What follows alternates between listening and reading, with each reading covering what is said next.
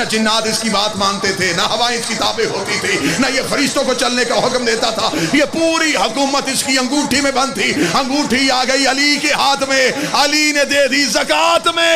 اور سلیمان کی پوری حکومت جو زکوٰۃ میں دے رہا ہو، اس کی کل جائیداد کتنی ہو؟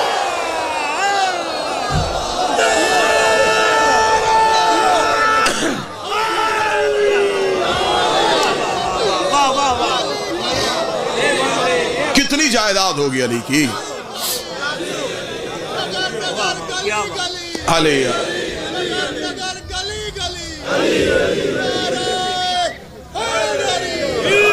متوجہ صاحب، کیا کہنے علی کی جائیداد کا رقبہ کتنا؟ ہم کیا سمجھتے ہیں کہ انسانوں کا امام ہے علی؟ ہم کیا سمجھتے ہیں کہ امیر المومنین چوتھے نمبر پہ تخت پہ آئے اور چند لوگوں پہ علی نے حکومت کی؟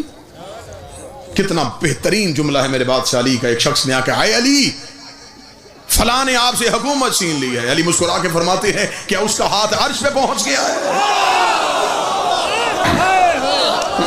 کون سی حکومت چھین لی؟ کون سی مملکت چھین لی؟ امامت تو اب بھی علی کے پاس. ہمارے ذہنوں، ہمارے ظرف بڑے محدود ہیں. کنویں کا مینڈک سمجھتا ہے کہ کل کائنات کنواں ہی ہے، اس لیے کہ وہ کنویں سے باہر نکلتا ہے. ہم سمجھتے ہیں صرف ہمارا ہی مولا علی ہے، ہم نہیں مانیں گے تو پھر معاذ اللہ شاید علی کی شان میں کوئی کمی آ جائے. اس دنیا کی حیثیت کتنی ہے. نوجوان بیٹھے ہو، اب تو ہر بندے کی ہتھیلی پہ کائنات ہے. اب تو تمہیں بات پوچھنے کے لیے کسی کے دروازے پہ نہیں جانا پڑتا. دنیا کی لائبریریاں تمہاری انگلیوں کے نیچے. جاؤ جا کے مطالعہ کر کے دیکھو اس دنیا کی جس میں ہم رہ رہے ہیں اس کی حیثیت کیا ہے. سائنسدان کہتے ہیں اس دنیا کی حیثیت ایسے ہی ہے جیسے ایک کاغذ پہ ایک پین کے ساتھ یوں نقطہ لگا کے پین اٹھا لیا جائے. جتنی اس نقطے کی حیثیت ہے اتنی اس دنیا کی. یہ کل کائنات نہیں، 18,000 عالمین ہیں.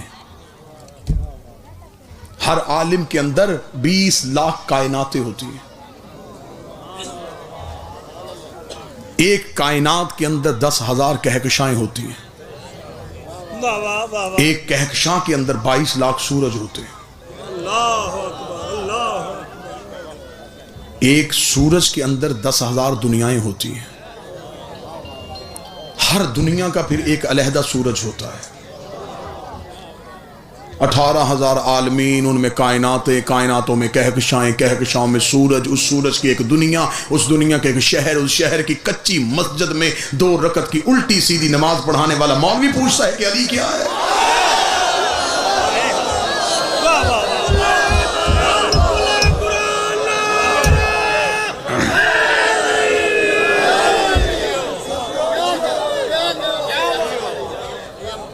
ہمارے بزرگوار شہید ملت علامہ فاضل حسین علوی وہ کہا کرتے تھے کہ چھپڑ کے کنارے پہ بیٹھی ہوئی مینڈکی نے مینڈک سے پوچھا تھا یہ جنت کی حور کسے کہتے ہیں؟ اسے چپ ہو جا، دنیا کو شک مجھ پہ ہے.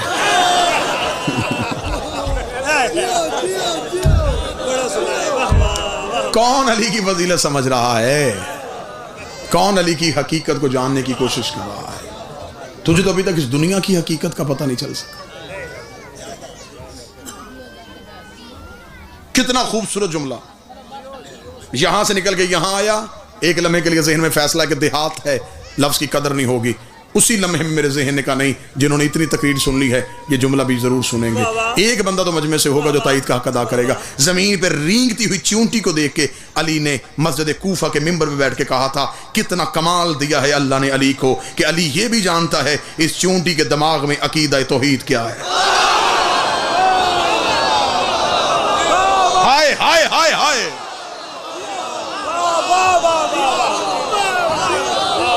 اللہ نے علی کو یہ کمال بخشا. میں یہ بھی جانتا ہوں اس چونٹی کے دماغ میں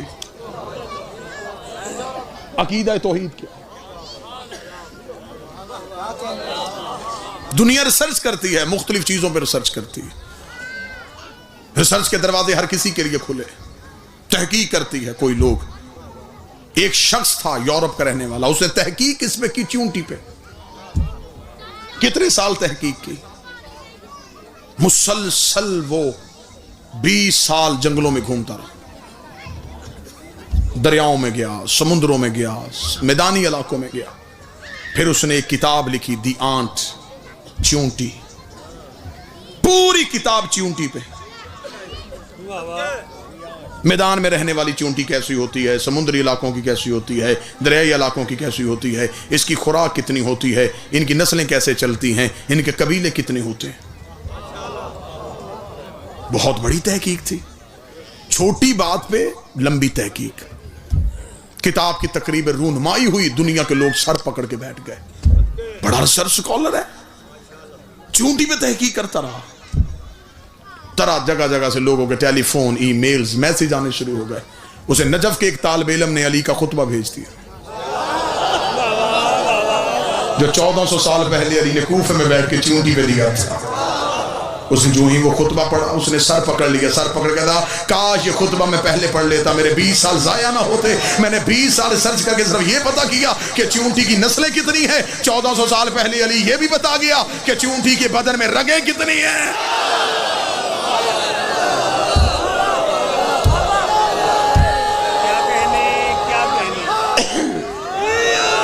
میں تو ابھی صرف یہ سوچ رہا تھا کہ چیونٹی کی نسلیں کتنی ہیں، علی نے یہ بھی بتا دیا کہ چیونٹی کے بدن میں رگیں کتنی ہیں۔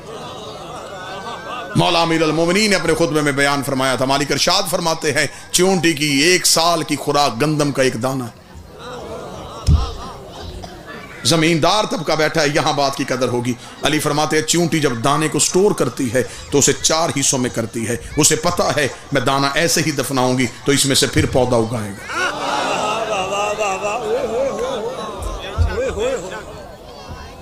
علی فرماتے جب اس کی 1 سال کی خوراک پوری ہو جاتی ہے تو پھر وہ رزق کے لیے بھاگتی نہیں، وہ اتنا ہی جوڑتی ہے جتنی ضرورت ہوتی ہے۔ علی کا فرمان ہے، علی فرماتے کاش انسان اس پرندے سے سیکھ لیتا جو صبح کو خالی چونچ اٹھتا ہے اور شام کو خالی چونچ واپس آتا ہے، اسے خبر ہے جس نے آج دیا ہے وہ کل بھی دے گا۔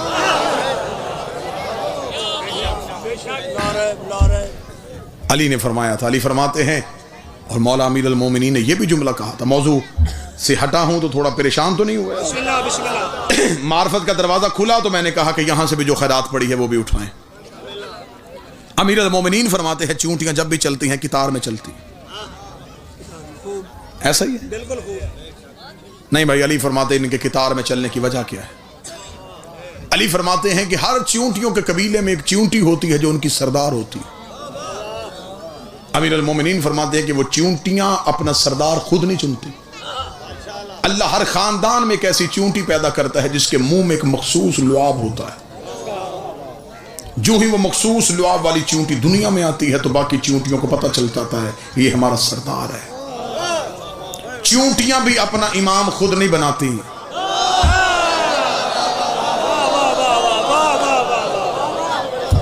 ان میں الیکشن نہیں ہوتا، ان میں جمہوریت نہیں ہوتی، ان میں زبردستی بیعت نہیں ہوتی۔ علی فرماتا ہے جس چیونٹی کے منہ میں مخصوص لعاب ہو وہ ان کی سردار ہوتی ہے، اور وہ جو چیونٹیوں کی سردار ہوتی ہے علی فرماتے ہیں کہ وہ دانہ چننے کے لیے باہر نہیں نکلتا، وہ صرف اپنے گھر میں رہتا ہے، اس کے حصے کا دانہ چیونٹیاں خود لے کے آتی، اسے گھر بیٹھے اس کا دانہ پہنچایا جاتا ہے۔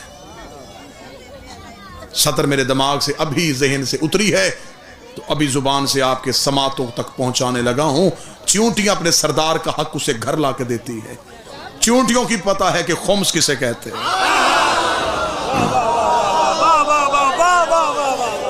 وہ جانتی ہیں یہ ہمارا سردار ہے، اس نے ہمارا فیصلے کرنا ہے۔ اب اس سردار کی ذمہ داری کیا ہوتی ہے؟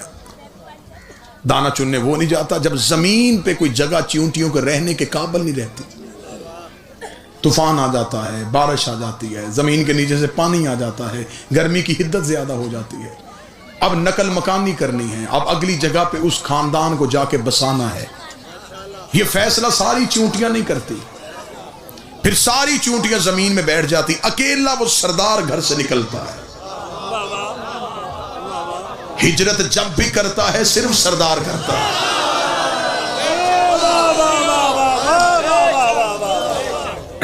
پوری مجلس گزر جائے، 1 گھنٹہ ہو تو صرف لفظ چونٹی پہ بحث ہو جائے، وہ اکیلا سردار اپنے گھر سے نکل جائے۔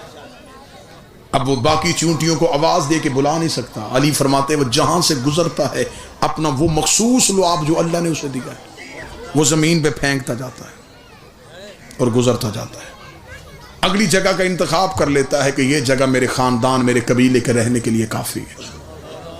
وہ اس جگہ کا انتخاب کر کے وہاں جا کے بیٹھ جاتا ہے۔ چونٹیاں اس لعاب کی خوشبو کو سونگتی ہوئی لائن میں چلتی ہے۔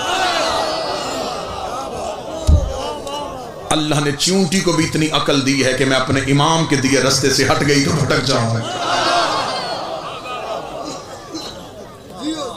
چونٹیاں بھی قطار میں چلتی ہیں۔ یہاں میں ایک لفظ اور کہہ دوں، اللہ نے کائنات میں ہر چیز کو آواز عطا کی ہے۔ یہ جو چونٹی ہے نا، اس کی آواز ہے۔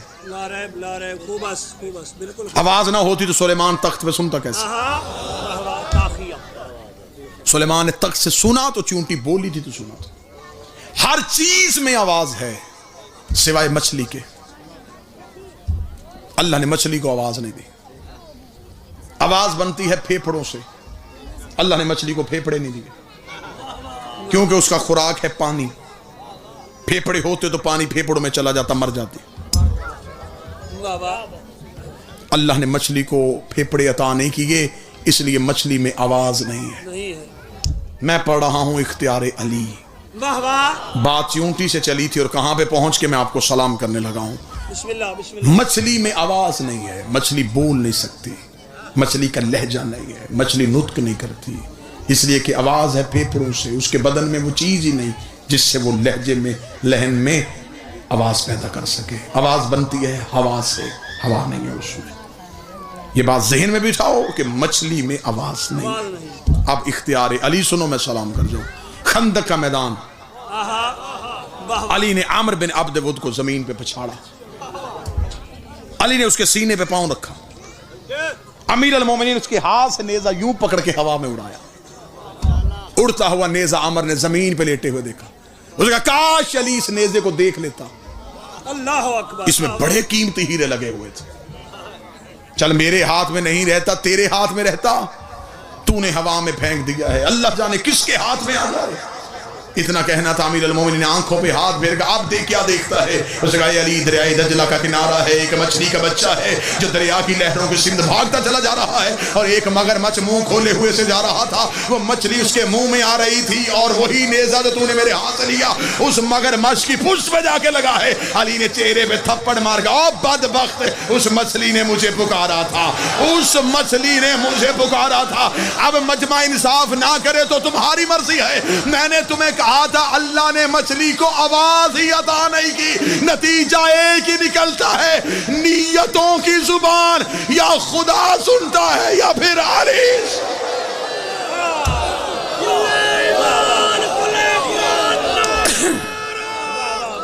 پیچھے کس نے آنا دیا؟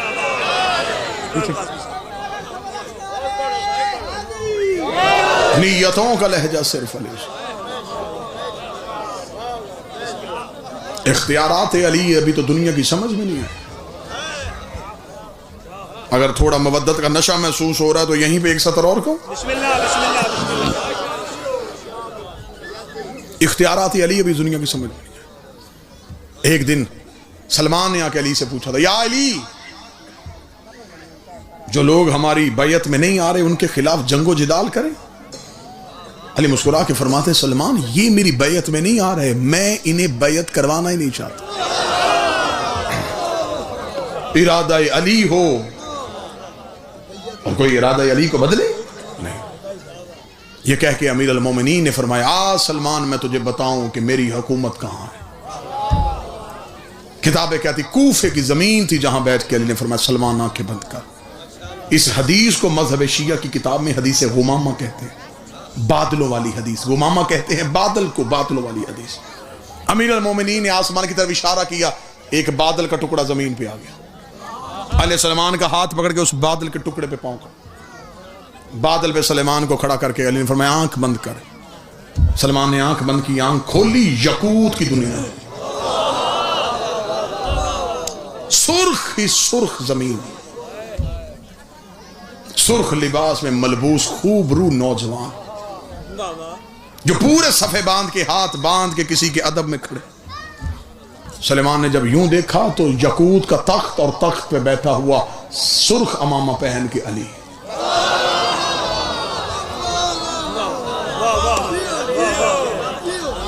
سلمان نے ابھی یوں ہی علی کو تخت کی طرف دیکھا، علی کی آواز آئی آنکھیں بند کر۔ سلمان نے آنکھیں بند کی، زمرد کی زمین، سبز لباس میں لوگ، زمرد کی کائنات، تخت اور تخت پہ سبز امامہ پہن کے علی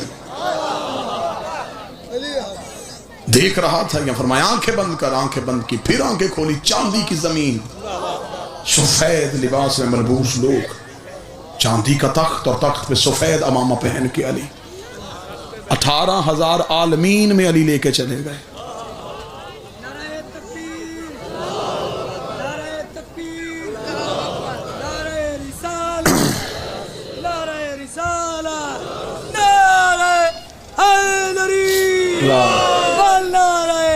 بسم اللہ، خوشنودی امام زمانہ بواز بلند صلوات، اللہم صلی علی محمد وعلی محمد۔ متوجہ بات کی جانب سے 18,000 عالمین میں جانے کے بعد علی نے فرمایا سلمان آنکھیں بند کر۔ سلمان نے آنکھیں بند کی، فرمایا اب کھول، کھولی، وہی کوفے کی ریت،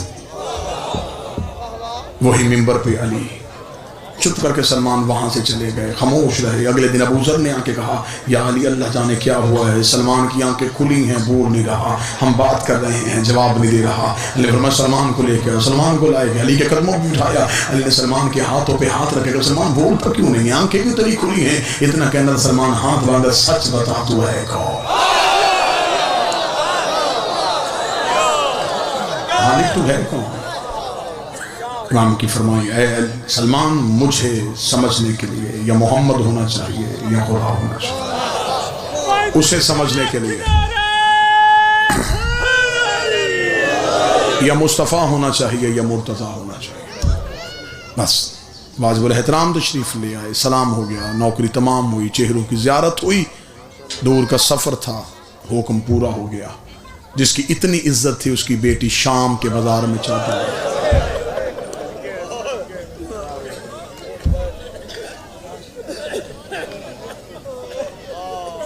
اب مجھے سر پہ قرآن رکھ کے بتاؤ مل گئی چادر؟ علی کی بیٹی تیرا مقدر، بڑا مختصر بڑی چھوٹی بحر میں ایک شاعر کا شعر ہے، علی کی بیٹی تیرا مقدر، سوال چادر جواب پتھر،